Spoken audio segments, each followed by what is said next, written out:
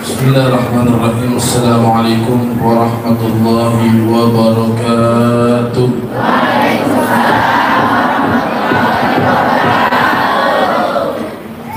Alhamdulillahil Ghafar Al-Azizil Ghafar Mukawwirul Laili 'alan Nahar. Wassalatu wassalamu ala nuril anwar wa sirril asrar wa tiryakil aryam wa miftahi babil yasar sayyidina wa habibina Muhammadin Mukhtar wa ala alihi al-athhar wa ashabihi al-ahyar. Rabbana jma'na ma'ahum fi daril qarar, amma ba'd. Para hadirin hadirat yang dimuliakan Allah Subhanahu wa taala, yang kita muliakan, yang kita cintai, guru kita bersama Kiai Haji Al-Ustaz Abdul Muhid, mudah-mudahan Allah panjangkan umur beliau, Allah sehatkan badan beliau, Allah berikan kekuatan kepada beliau untuk menyambung daripada dakwah Nabi Muhammad. Amin ya rabbal alamin. Yang saya hormati pula segenap daripada pengurus Masjid Al-Fajar dan bapak-bapak, khususnya ibu-ibu hadirat yang dimuliakan Allah Subhanahu wa taala, dan tidak lupa pula para syarif, para syarifah yang hadir pada majlis siang hari ini. Mudah-mudahan insyaallah kita yang kumpul semua dipandang oleh Allah Subhanahu wa taala. Allah pandang kita dengan pandangan keberkahannya, Allah pandang kita dengan pandangan rahmatnya, Allah pandang kita dengan pandangan ampunannya, sehingga tidak kita keluar daripada masjid ini kecuali dosa-dosa kita diampuni Allah Subhanahu wa taala. Amin ya rabbal alamin. Hadirin hadirat Bapak Ibu yang dimuliakan Allah Subhanahu wa taala, alhamdulillah, satu nikmat yang besar Allah berikan kepada kita, salah satunya al-umur. Ra'sul mal, modal utama kita hidup, modal utama kita untuk dekat dengan Allah Subhanahu wa taala adalah umur. Al-Habib Abdullah bin Alawi Al-Haddad, beliau mengatakan umruka ra'su malik. Kata beliau, umurmu adalah modal utamamu untuk dekat dengan Allah. Umurmu modal utamamu untuk bertagarrub kepada Allah Subhanahu wa taala. Sampai-sampai Nabi mengatakan khairukum man tala umruh wa hasuna amaluh. Kata Nabi, orang yang paling baik di antara kalian adalah yang panjang umurnya, banyak ibadahnya. Maka sebaliknya, orang yang paling celaka, orang yang paling rugi, panjang umurnya, buruk ibadahnya. Na'udzubillah min dzalik. Mudah-mudahan ibu-ibu semua dipanjangkan umur oleh Allah. Amin. Mudah-mudahan umurnya sampai 300 tahun. Amin. Maulah Bu? 300 tahun panjangan. Orang dulu umurnya sampai 600, 700 ya.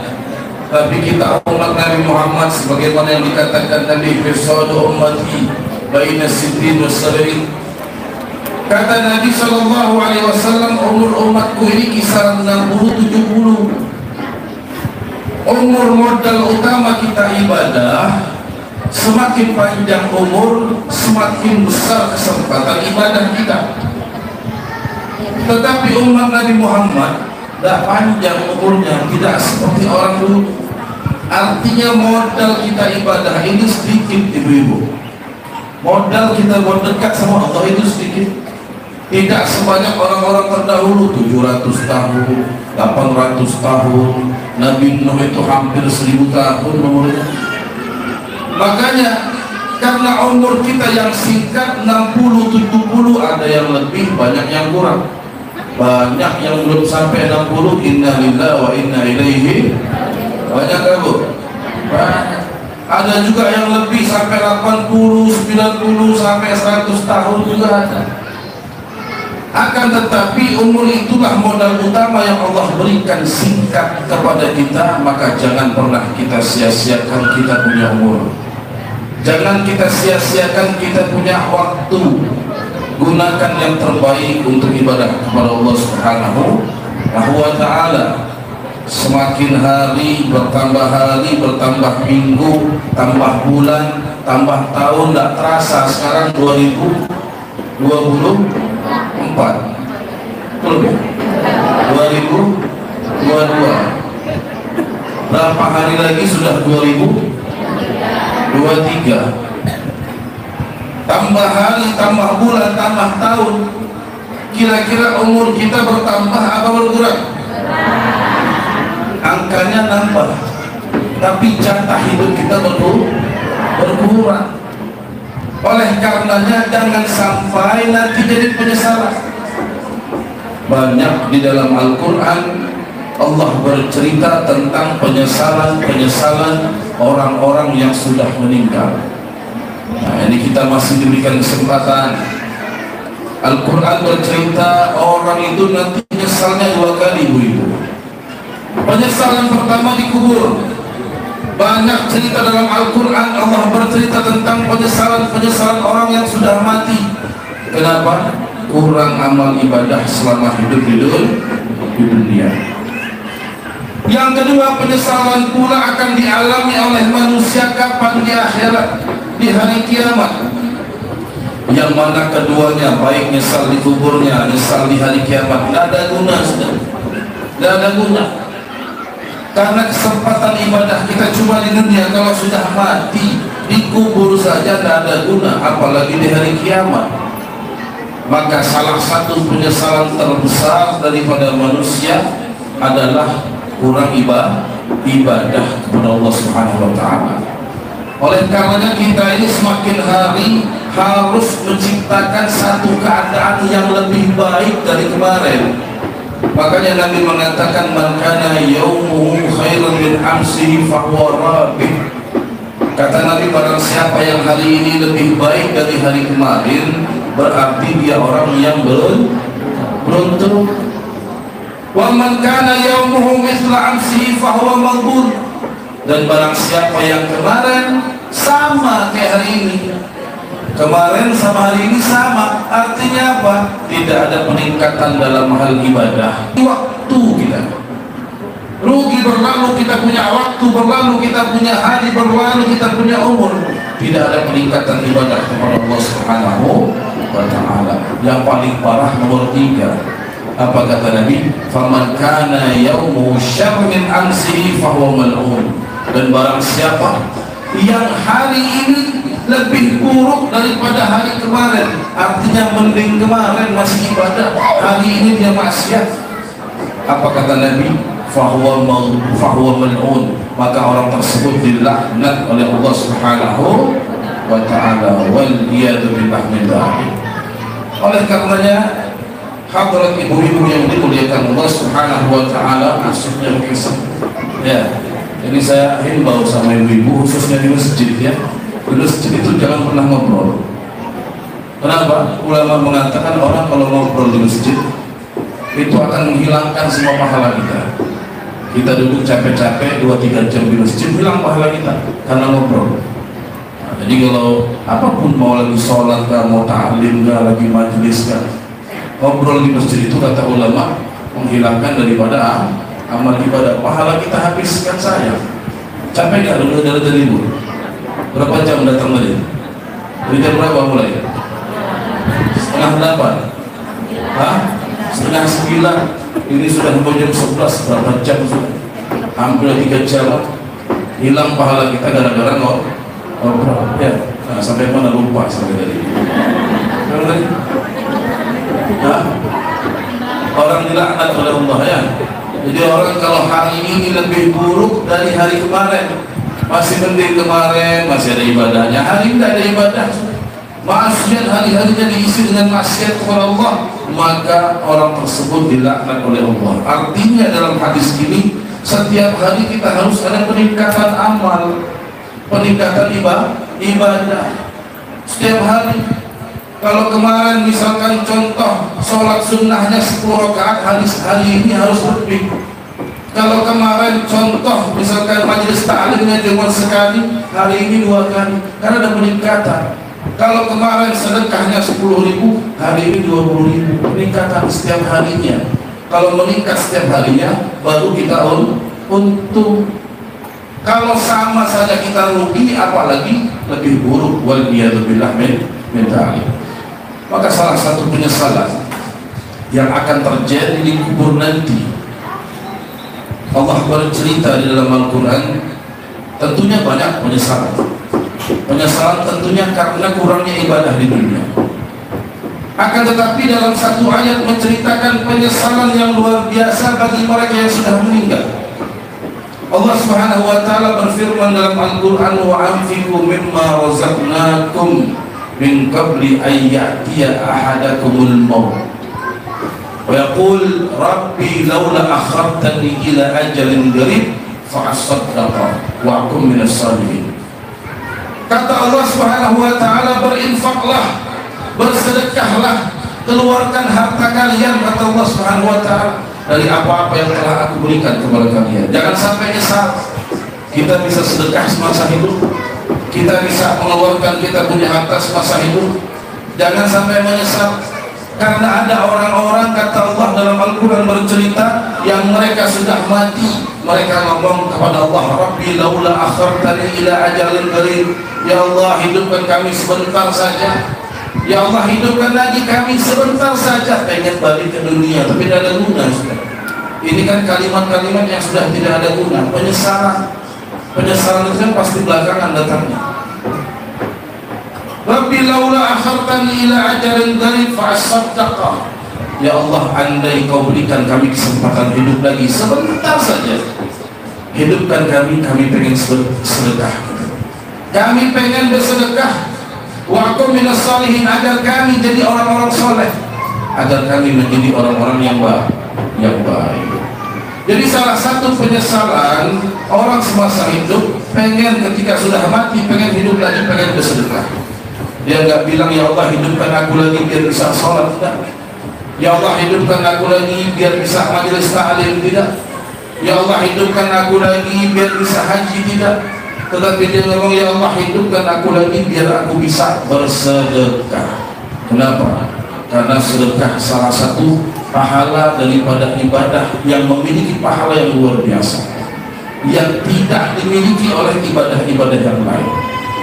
Sampai-sampai dalam bersedekah Nabi memerintahkan kita sedekah secara sembunyi-sembunyi. Betul.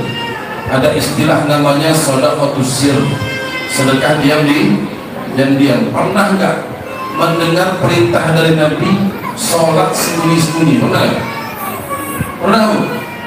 Kata Nabi sholat sembunyi-sembunyi ada? Tidak ada. Ya. Puasa sembunyi-sembunyi ada? Yang ada sembunyi-sembunyi tidak puasa, yang ada gitu. Sembunyi-sembunyi tidak puasa, di rumah sama istri ngakunya puasa, di luar batal. Ada orang pergi haji sembunyi-sembunyi? Tidak ada. Yang ada orang pulang minta dipanggil haji, Pak Haji kah, Bu Haji kah?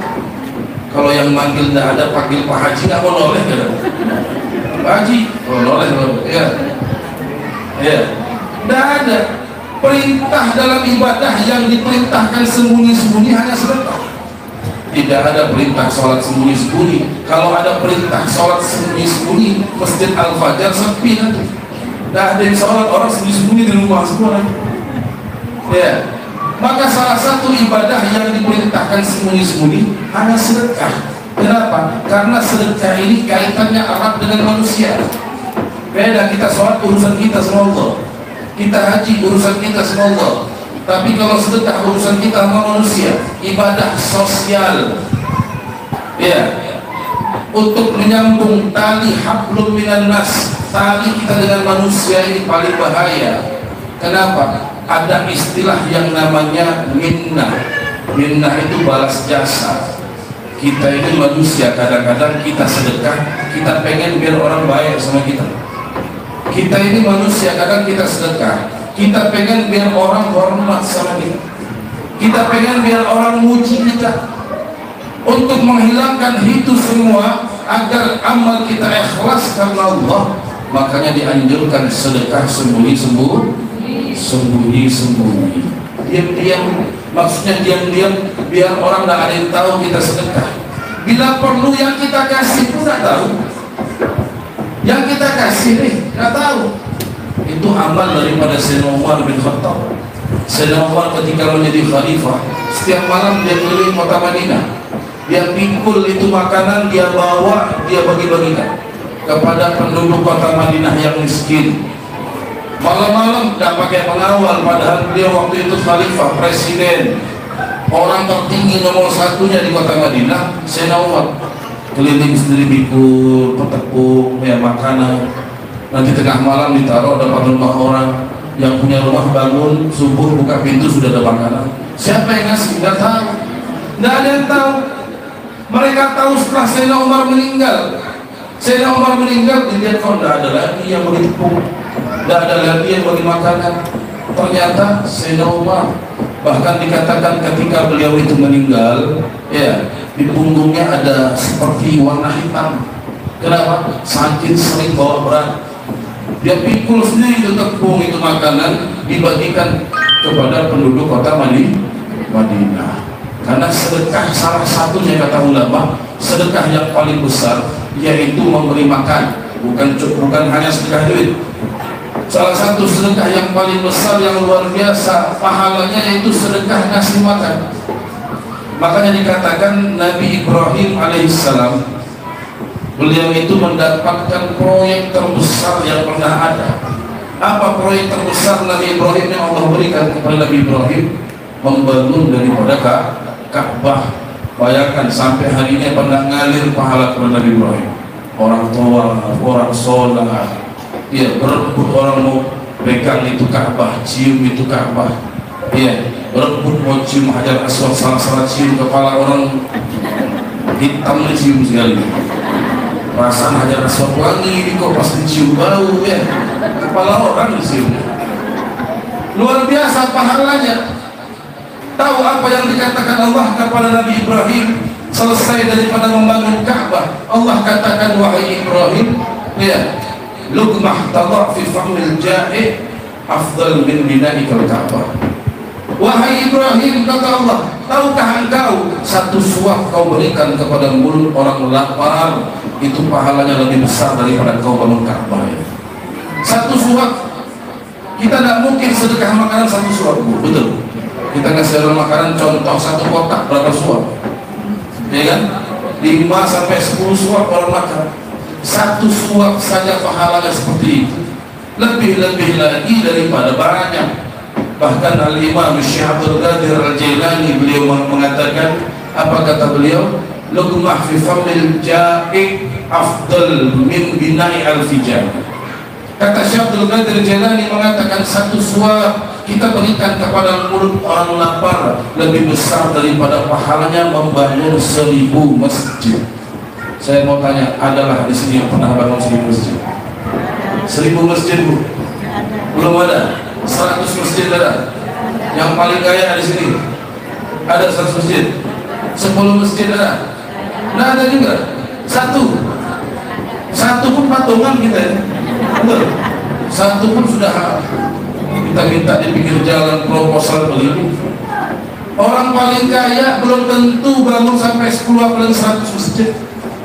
Ini kata Syekh Abdul Qadir Jailani, satu suap kita berikan kepada mulut orang lapar lebih besar pahalanya daripada membangun 1000 masjid. Bayangkan pahalanya luar biasa. Jadi salah satu pahala yang besar itu sedekah makanan. Ya, terkhusus kita berikan makan kepada orang-orang yang lapar.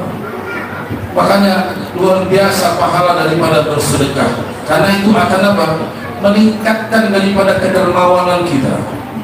Kita dalam diri kita ini ada satu sifat yang mana sifat ini sifat tercela.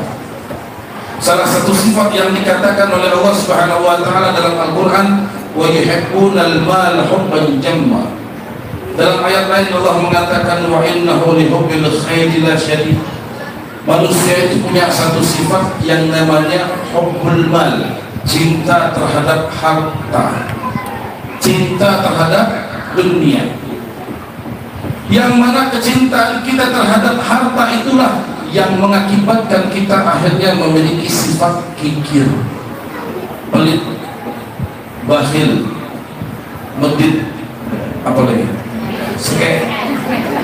Ya, banyak sinonimnya. Persamanya banyak. Orang kalau sudah cinta harta, muncul pelit, kikir, bakhil, macam-macam. Allah nyatakan wa amma man bakhila wastanna wa kadzdzaba bil husna fasanuyassiruhu lil usra. Orang pelit, kata Allah, akan kami mudahkan jalannya menuju neraka. Wal iyadu billah. Yang mana itu semua ada dalam diri kita. Makanya kita harus lawan. Sebab hidup itu hakikatnya kita melawan hawa nafsu. Segala macam amal ibadah, kata para ulama, setannya satu. Yang menghalangi kita sholat, itu setannya satu. Yang menghalangi kita majlis, itu setannya satu. Yang menghalangi kita berbuat baik, satu setan. Tapi kalau yang menghalangi kita mau sedekah, mau bantu orang, 70 setan. Berat, apalagi sedekah, susah. Makanya sampai Allah katakan tadi, orang mati pun pengen hidup untuk sedekah. Makanya di sisa umur kita punya harta, iya, banyak, apalagi banyak kita itu berbagi. Kenapa? Karena harta kita bermula dari pemberian, maka harus kita berikan pula, iya. Sebab tadi orang kalau sudah cinta harta, berat. Cinta itu harus memiliki. Kalau cinta tidak harus memiliki, itu cuma ada di lagu-lagu. Betul. Cinta tidak harus memiliki. Cinta itu harus memiliki. Orang kalau cinta harta, dia harus memiliki itu harta. Berat di keluarga, tidak mau. Iya. Makanya Nabi mengatakan hubbuka syai' yu'mi wa yusim. Orang kalau sudah cinta terhadap sesuatu, itu membutakan, membuat dia tuli. Dia cinta harta, dia buta dalam kebaikan, dia buta untuk berbagi, dia buta untuk bersedekah, dia buta untuk bahkan yang berzakat sekalipun dia tinggalkan. Wal iyadu billah min dzalik. Tetapi kalau kita bisa lawan, kita punya hawa nafsu, kita dorong, ya, kita akan memiliki sifat dermawan. Dan itulah sifat Nabi Muhammad sallallahu alaihi wa ala alihi wasallam. Sifat dermawan itu sifat Nabi. Makanya Nabi mengatakan as-sakhi qarib minallah wa qarib minal jannah wa qarib minan nas wa ba'id minan nar. Kata Nabi, orang kalau hidupnya dermawan, dekat sama Allah, dekat sama manusia, dekat sama surga, cuma satu, jauh dari neraka. Sebaliknya kata Nabi, kalau orang hidupnya pelit, ba'id minallah wa ba'id minan nas, ba'id minal jannah, qarib minan nar. Orang kalau hidupnya pelit, jauh dari Allah, jauh dari manusia. Tidak ada yang mau berteman dengan orang pelit. Betul? Betul? Ada orang pelit boleh berteman? Tidak mau kita. Jauh dari manusia, kata Nabi. Jauh daripada surga, dekatnya cuma satu, orang pelit. Qarib minan nar, dekat ke api neraka. Wal iyadu billah min dzalik. Makanya kita perlu melawan daripada hawa nafsu tadi, hilangkan kecintaan diri kita terhadap harta, baru akan muncul sifat dermawan dalam hati kita. Jangan sampai nanti kita menyesal. Kita kalau mendengar daripada kedermawanan Nabi Muhammad, luar biasa. Orang itu, Bu, kadang-kadang dia susah ibadah, sholat jarang, ya, segala kebaikan dia jarang lakukan. Apalagi boro-boro mau majelis taklim, jauh daripada hidayah. Tetapi kalau dia memiliki sifat dermawan, suka membantu, suka bersedekah, gampang dapat hidayahnya. Paling gampang orang dapat hidayah karena dermawan, suka bantu. Lihat orang-orang nakal, apalagi luar biasa, orang-orang di luar sana yang mereka itu jauh daripada ibadah, tapi karena kedermawanannya pasti hidupnya berubah. Di akhir hayatnya pasti berubah, pasti dapat hidayah dari Allah Subhanahu wa ta'ala. Kenapa? Karena kedermawan. Tapi orang kalau sudah pelit, walaupun dia baik, berubah jadi jelek. Waliyadu billah min dzalik. Makanya ada pernah seorang badui, Orang Badui ini datang kepada Nabi masuk Islam, di hadapan Nabi dia masuk Islam. Ketika mau pulang, diriwayatkan oleh Sayyidina Abdullah bin Abbas, ini Badui ketika mau pulang dikasih hadiah oleh Nabi. Apa hadiahnya? Dikasih kambing. Dalam riwayat dikatakan mayabla jabalain, kambing yang memenuhi sampai 2 gunung. Apa maksudnya? Di Arab itu kan banyak gunung. Antara gunung itu namanya lembah, wadi. Wadi itu kalau dipenuhi kambing jumlahnya ratusan. Antara 2 gunung tadi. Kalau dipenuhi kambing jumlahnya ratusan. Artinya Badui ini ketika dia mau pulang habis masuk Islam dikasih ratusan kambing sama Nabi Muhammad sallallahu alaihi wasallam. Bukan 1 kambing, bukan 2 kambing, ratusan. Kita bertamu ke rumah orang, mohon maaf, sate kambing aja belum tentu keluar. Betul. Bertamu ke rumah orang kaya, borong-borong mau kasih kambing, sate kambing tak keluar kadang-kadang. Apalagi mau kambing ratusan. Orang korban aja yang setiap tahun sekali susah. Ini hadiah dikasih. Saya mau tanya Nabi, orang kaya orang miskin? Bu, Nabi orang kaya orang miskin? Kaya. Kalau miskin tidak mungkin Nabi punya ratusan kambing dikasih ke orang lain. Karena hakikat kaya bukan kaya harta, kaya hati. Orang kalau kaya hatinya berapapun yang dia miliki dia nggak peduli, ya diberikan kepada orang lain. Itulah sifat daripada Nabi Muhammad sallallahu alaihi wasallam. Dan orang dalam bersedekah membantu orang lain bukan soal nominal, bukan soal daripada berapa banyak yang kita keluarkan, akan tetapi soal berapa banyak dan berapa kekuatan atau kemampuan kita. Contoh, satu hadis Nabi sallallahu alaihi wasallam mengatakan dinar sabah al-fadinar. Kata Nabi, ada orang sedekah 1 dinar pahalanya melebihi daripada 1000 dinar. Ini kalau saya rupiahkan begini, ada orang sedekah 1 juta atau 100.000 lah, kebanyakan 1 juta. Ada orang sedekah 100.000, pahalanya lebih besar daripada orang yang sedekahnya 10 juta. Ada nggak?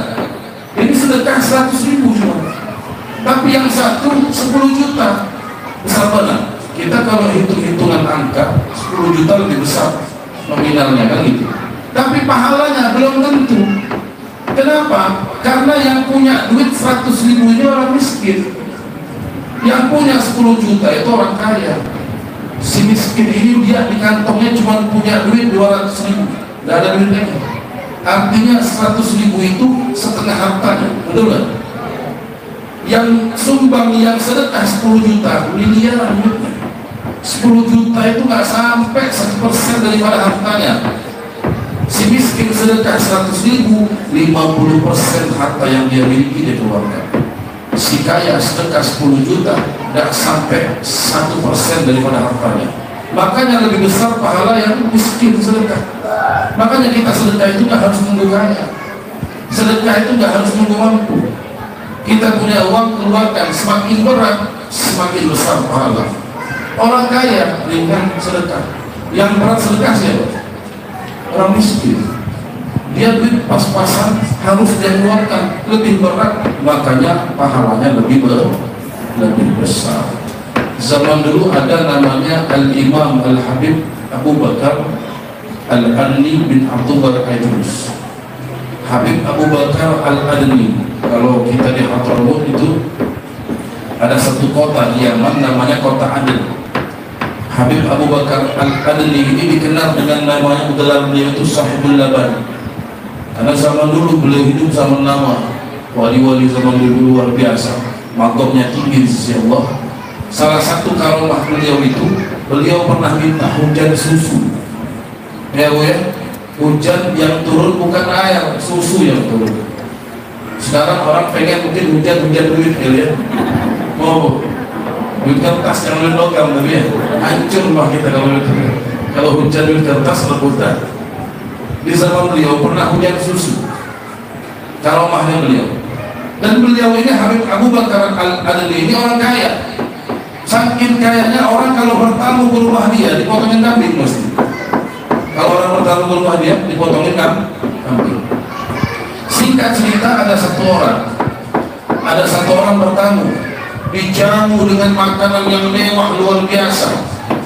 Sampai-sampai orang ini ngomong, wahai Habib, seumur hidup saya belum pernah dapat jamuan sehebat dan semewah yang kau lakukan hari ini. Dermawannya engkau ini luar biasa. Kata tamu tadi ngomong sama Habib Abu Bakar. Kata Habib Abu Bakar Al-Adami, saya ini nggak seberapa sama saya punya adik. Adik saya ada di kota Tarim, lebih dermawan dari saya. Akhirnya orang ini penasaran. Dia mikir, Habib Abu Bakar saja jamuannya luar biasa mewah, kalah orang pengantin, saking mewah jamuannya. Dikatakan adiknya Habib Husain namanya lebih dermawan, pikirnya kan pasti Habib Husain jamuannya lebih mewah lagi. Akhirnya dia penasaran, orang ini dia berangkat ke kota Tarim. Ada sama Tarim itu jauh. Dia berangkat ke kota Tarim, ketemulah sama adiknya Habib Abu Bakar Al-Adani, namanya Habib Husain bin Abdul Al-Aidrus. Ketika ketemu dia lihat rumah Habib Husain itu kecil, rumah biasa. Lain sama Habib Abu Bakar orang kaya, rumahnya besar. Singkat cerita ketemu di masjid, sholat, habis sholat dia ngomong, Habib saya mau bertamu. Ahlan wa sahlan. Kita sholat, habis sholat zikir baru ke rumah saya. Kita makan siang di rumah saya. Pas dia mau makan siang, dia sudah memikir Habib Abdul Bakar mengatakan lebih dermawan, pasti jamuannya lebih hebat. Selesai dia sholat, masuk ke rumah Habib Husain, duduk. Rumahnya sederhana kecil, tidak lama keluar kopi satu gelas kecil gitu ya. Cuma keluar kopi. Mungkin belum keluar makanannya, pikir dia orang ini. Karena dikatakan dia lebih dermawan. Tidak lama keluar lagi rotinya orang Arab itu yang bulat itu. Itu pun keluar cuma setengah. Bulan gitu dipotong dua setengah. Ya silakan makan, kata Habib Husain tadi. Ngomong sama anda. Dia pikirlah mudah-mudahan habis roti keluar lagi lah makanan yang lain. Pikirnya dia. Karena dibilang lebih dermawan. Kakaknya saja luar biasa jamuan mewah. Ini dikatakan lebih dermawan, harusnya jamuannya lebih enak. Dia bikin makanan. Subhanallah, selesai dia makan roti setengah tadi sama kopi saja. Tidak lama masuk waktu asar. Kata Habibnya, ya kita sholat di masjid. Orang ini mikir, yang selesai sudah jamuan kayaknya. Tidak ada keluar makanan lagi sudah. Ternyata dikasih cuma roti setengah. Ya, roti setengah, gelas kopi segelas kecil. Singkat cerita dia pamit, dia pulang ke Aden, ketemu dengan Habib Abu Bakar Al-Aidrus yang jamuannya mewah tadi. Kata Habibnya, sudah ketemu adik saya, sudah Habib. Bagaimana, dermawan gak orangnya? Habib apaan dermawan? Kata orang tadi, masa saya bertamu cuma roti setengah dikasih? Kata Habibnya, lebih dermawan. Kopi gelas kecil, roti setengah, saya kan jauh-jauh. Gak ada apa-apa dengan jamuan yang antum kasih. Kata orang ini ngomong sama Habib Abu Bakar Al-Adani. Apa kata Habib Abu Bakar Al-Adani? Kamu tahu gak? Kalau saya jamuan saya mewah, saya ini orang kaya. Adik saya itu orang miskin. Dia punya roti cuma satu setiap hari, setengah dikasih kamu. Artinya apa? Setengah hartanya kamu makan gitu. Saya ini orang kaya, saya potong kambing sehari 10. Tidak ada apa-apa dengan harta yang saya miliki. Adik saya orang miskin, sehari dia punya roti satu buat dia makan sama keluarga. Kalau kamu dikasih setengah, berarti kamu diberikan setengah hartanya. Makanya saya katakan adik saya lebih dermawan. Makanya kita sedekah itu bukan soal nominal. Semakin berat, ya, semakin susah kita mengeluarkannya, semakin besar daripada pahalanya. Tapi kalau orang kaya kan gampang, betul. Orang kaya dia mengeluarkan nominal berapapun dapat, karena dia punya banyak uang. Nah, terakhir sebelum saya akhiri, saya mau kasih amalan biar kaya. Mau lah Bu? Mau kaya? Tadi Ustaz Muhyiddin sudah mengumumkan ada umroh nanti. Biar saya ikut umroh sama guru nanti. Ya, mau umroh plus Mesir, plus kemana-mana. Biar kita bisa hidup manfaat bantu orang. Ada 3 amalan, pendek-pendek, ringan-ringan. Dicatat, disimak baik-baik. Insya Allah mudah-mudahan jadi orang kaya semua. Pertama, jangan pernah tinggalkan sholat duha. Setiap hari minimal 2 rakaat sholat duha. Ya, siap kemarin. Sholat duha bisa. Kedua, sebelum subuh Baca salawat kepada Nabi 10 kali sebelum subuh. Baca salawat kepada Nabi 10 kali minimal. Lebih bagus sebelum azan tadi. Berarti harus bangun sebelum azan.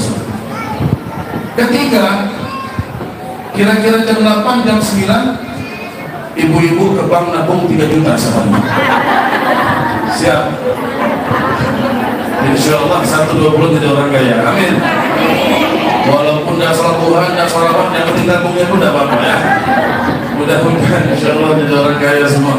Mudah-mudahan Allah berikan keberkahan buat kita. Mudah-mudahan Allah berikan hidayah kepada kita semua. Mudah-mudahan Allah ampuni daripada dosa-dosa kita, dosa-dosa daripada kedua orang tua kita yang masih hidup. Mudah-mudahan Allah panjangkan umurnya.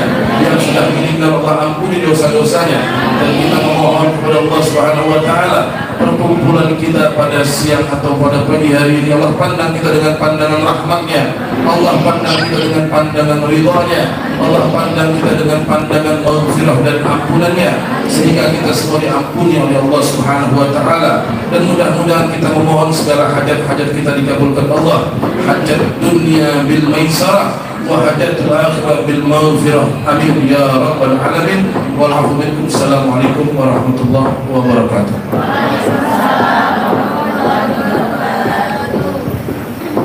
Alhamdulillah, subhanallah, terima kasih atas tausiah yang disampaikan oleh Bapak. Semoga kita semua senantiasa menjadi insan yang selalu bersyukur dan menjaga akhlakul karimah dan selalu bertaubat kepada Allah Subhanahu wa taala. Hadirin yang dirahmati oleh Allah Subhanahu wa taala, telah sampai kita di penghujung acara. Sebelum acara kita tutup, marilah sama-sama kita berdoa yang akan dipimpin oleh Abuya Kiai Haji Muhammad Abdul Basir. Habib Hasan. Doa yang akan dipimpin oleh Habib. Kepada Habib dipersilakan. Amin Allahumma amin. Bismillahirrahmanirrahim. Alhamdulillahirabbil alamin. Allahumma shalli ala sayyidina Muhammad وعلى آل سيدنا محمد. اللهم اجعل جمعنا هذا جمعا مرحوما وتفرقنا بعد تفرقا معصوما. اللهم لا تدع في مجمعنا هذا ذنبا إلا غفرته ولا هما إلا فرجته ولا عيبا إلا سترته ولا دينا إلا عديته ولا حاجة من حوائج الدنيا والآخرة إلا قضيتها يا أرحم الراحمين ويا أكرم الأكرمين. اللهم فقهنا في الدين وعلمنا التأويل واهدنا إلى سواء السبيل وافتح علينا فتوح العارفين. اللهم ارحم ذكرنا واجبر انكسارنا واقبل دعاءنا واختم بصالحات أعمالنا وأعمالنا وعلى الإسلام والإيمان جميعا توفنا وأنت راض عنا برحمتك يا أرحم الراحمين. اللهم مغفرتك وسع من ذنوبنا ورحمتك أرجى لنا من أعمالنا. وصلى الله على سيدنا محمد النبي الأمي وعلى آله وصحبه وسلم والحمد لله رب العالمين.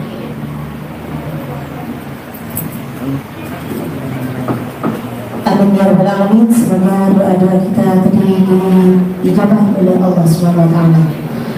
Hadirin yang dirahmati oleh Allah Subhanahu wa taala, kami seluruh panitia yang bertugas pada hari ini mengucapkan banyak-banyak terima kasih atas kehadiran seluruh tamu undangan, dan kami mohon maaf atas segala kekurangan.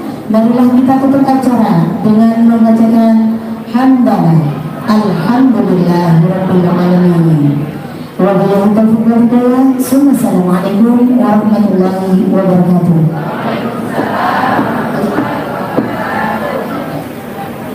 Mohon maaf Abuya dan Habib, kami mohon izin mau foto. Ibu mau yang mau foto.